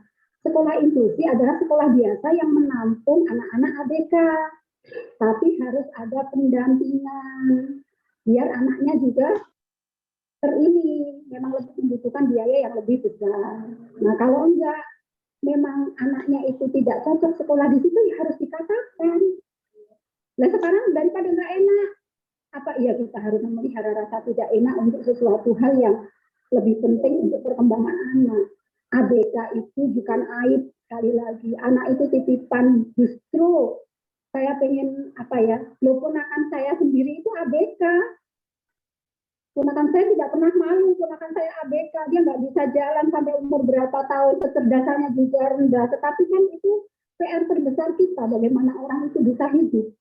Makanya kalau saya dulu ikut kayak komunitas homeschooling, dari kecil itu penting untuk mengetahui anak kita itu mau jadi apa. Nggak semua hal mereka harus ngerti, makanya mereka homeschooling. Kalau misalnya besok mau jadi bisnismen misalnya, matematika, nggak harus mereka ngerti sinus kosinus tangan.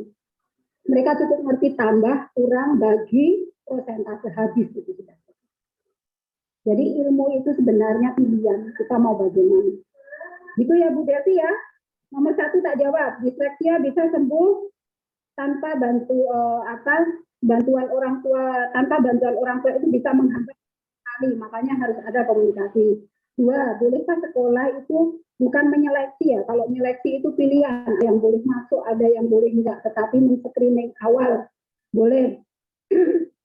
Kemudian makanya saya usulkan juga untuk Bapak Kepala Sekolah harus ada kerjasama dengan psikolog. Kalau anak sudah terlanjur masuk di situ, sedangkan itu bukan sekolah inklusi, ya memang harus dikomunikasikan berdasarkan hasil screening itu bahwa anak lebih cocok sekolah di SLB, tetapi dengan bahasa, semua itu dengan bahasa, dengan kata-kata yang baik. Saya rasa cukup ya Bu Desi ya. Ya, terima kasih Bu atas penjelasannya.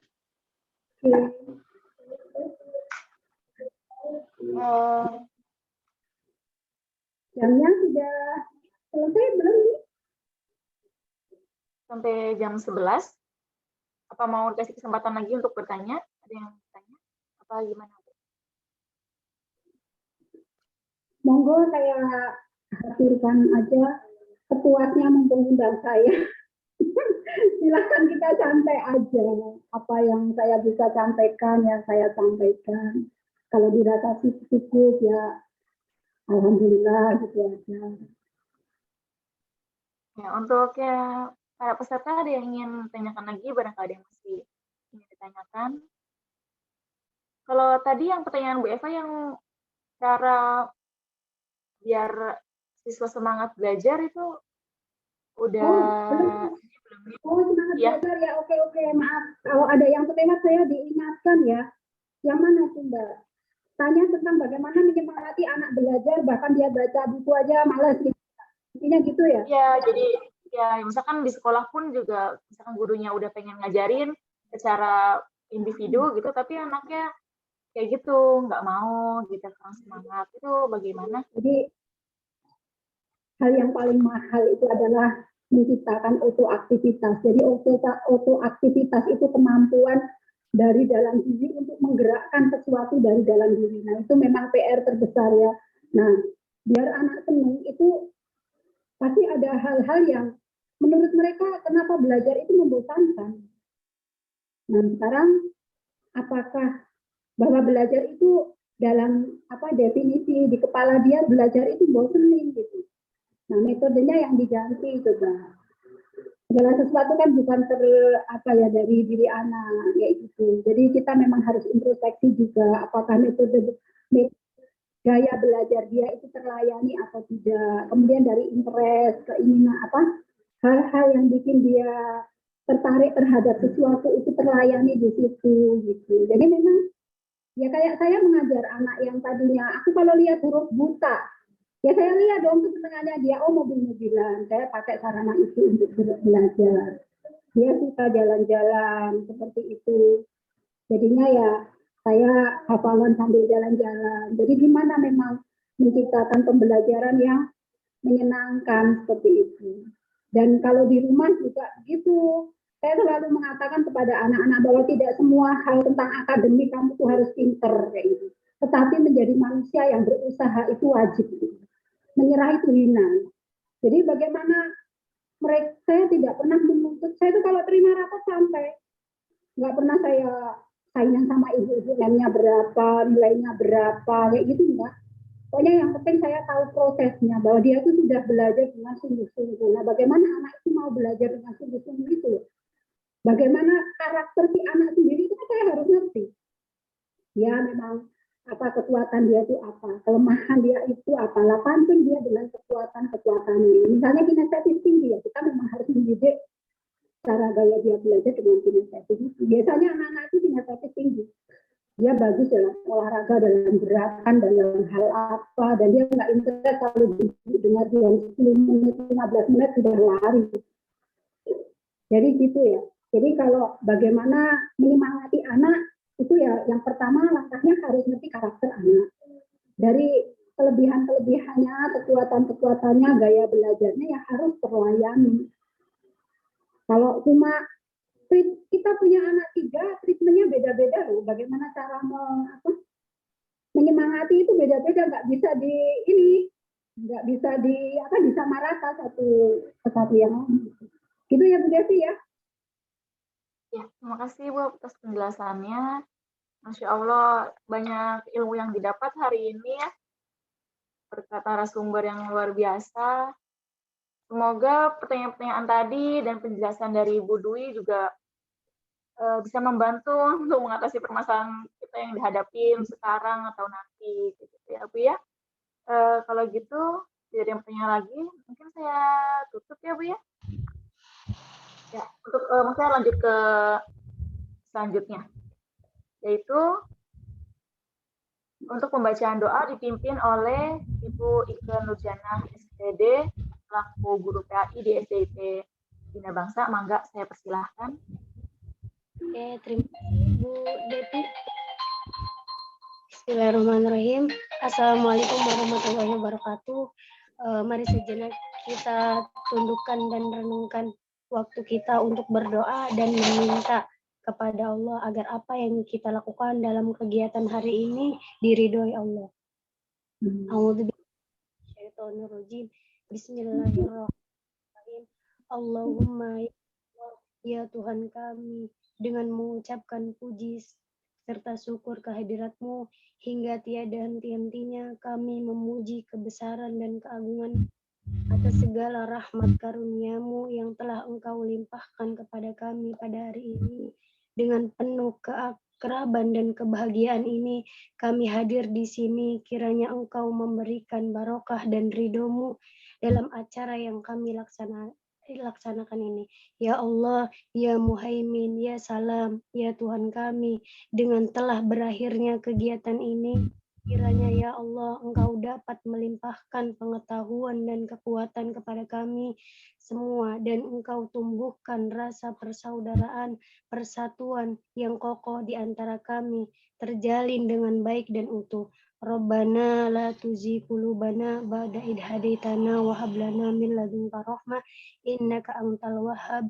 Rabbana atina fid dunya hasanah wa fil akhirati hasanah wa qina adzabannar. Wassallallahu ala wa ala alihi wa sahbihi wa barik wa sallim.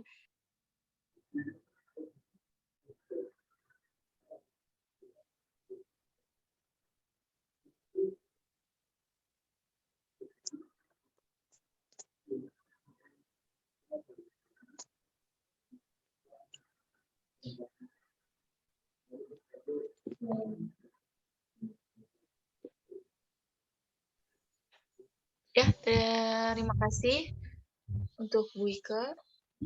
Udah? Bu Devi, Suaranya? Iya, ada suaranya. Bu Devi, tadi ada suaranya nggak? Tadi barusan hilang. Barusan hilang. Halo, Bu Devi. Udah ada.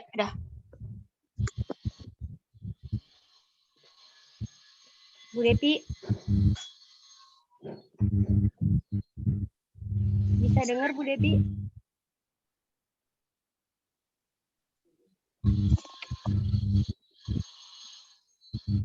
Bu Devi. Halo? Ya, udah Bu Ika. Tadi ada suaranya enggak Bu Devi?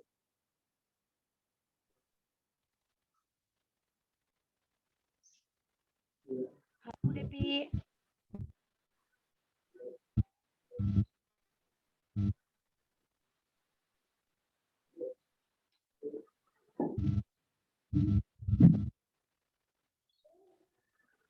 Devi.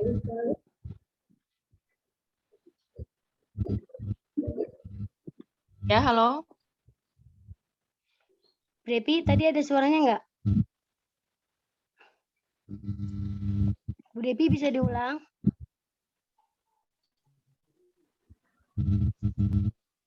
Ika, ya tes. Ya. Ada suaranya? Bu Devi? Ya. Oke, Assalamualaikum warahmatullahi wabarakatuh.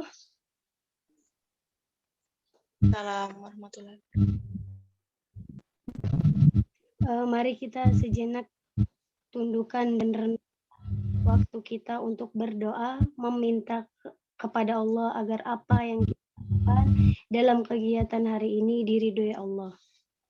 A'udzubillahi minasyaitonirrajim. Bismillahirrahmanirrahim. Allahumma ya Allah, ya Tuhan kami, dengan mengucapkan puji serta syukur kehadirat-Mu, hingga tiada henti-hentinya kami memuji kebesaran dan keagungan-Mu atas segala rahmat karunia-Mu yang telah Engkau limpahkan pada kami pada hari ini. Dengan penuh keakraban dan ya ini kami hadir di sini, kiranya Engkau memberikan barokah dan ridho-Mu dalam acara yang kami laksanakan ini. Ya Allah, ya Muhaimin, ya Salam, dengan telah berakhirnya kegiatan ini, kiranya Engkau telah dapat melimpahkan pengetahuan dan kekuatan pada kami semua. Dan Engkau tumbuhkan rasa persaudaraan, persatuan yang kokoh di antara kami, dan terjalin dengan baik dan utuh. Rabbana la tuzigh qulubana ba'da idh hadaitana wa hab lana min ladunka rahmah innaka antal wahhab. Rabbana atina fid dunya hasanah wa fil akhirati hasanah wa qina adzabannar. Wa sallallahu ala sayyidina Muhammadin wa ala alihi wa sahbihi wa barik wa sallim. Subhana rabbika rabbil izzati amma yasifun wa salamun alal mursalin walhamdulillahi rabbil alamin. Al-Fatihah. A'udzu billahi minasyaitonir rajim. Bismillahirrahmanirrahim. Alhamdulillahi rabbil alamin. Ar-Rahmanir Rahim. Maliki yaumiddin. Iyyaka na'budu wa iyyaka nasta'in. Ihdinas siratal mustaqim. Siratal ladzina an'amta 'alaihim ghairil maghdubi 'alaihim waladdallin. Terima kasih. Wassalamualaikum warahmatullahi wabarakatuh. Waalaikumsalam warahmatullahi wabarakatuh. Terima kasih Bu Ike atas doanya. Alhamdulillah, semoga dari doa bersama kita tadi dapat mempermudah dalam penangkapan, dalam pemahaman, serta dalam mengamalkannya. Untuk yang terakhir, mau ada statement terakhir dari Kepala Sekolah SD Bina Bangsa untuk Bapak Nijar.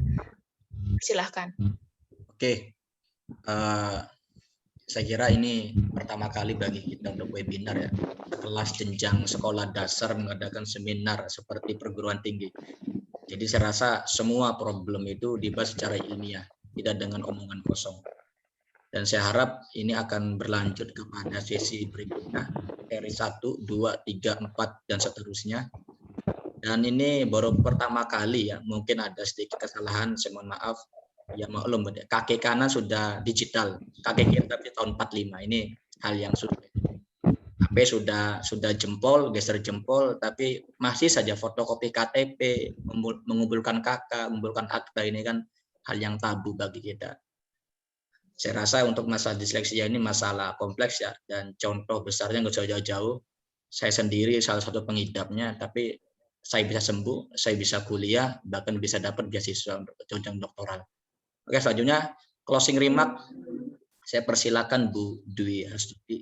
Beliau juga salah satu senior saya di UIN Jogja. Waktu tempat saya persilakan Bu Dwi. Baik, Assalamualaikum warahmatullahi wabarakatuh. Sebagai closing, bahwa dari yang terangkum dari hari ini, hal yang digarisbawahi mengenai tentang disleksia, garis belajar, dan literasi adalah penerimaan kita terhadap anak-anak kita. Bahwa anak-anak adalah titipan Allah, anugerah dari Allah dengan segala kelebihan dan kekurangannya.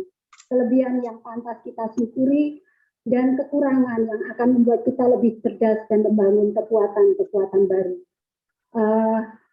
Penerimaan terhadap anak adalah hal yang sangat penting bagi kita semua. Jadi sekian dari saya.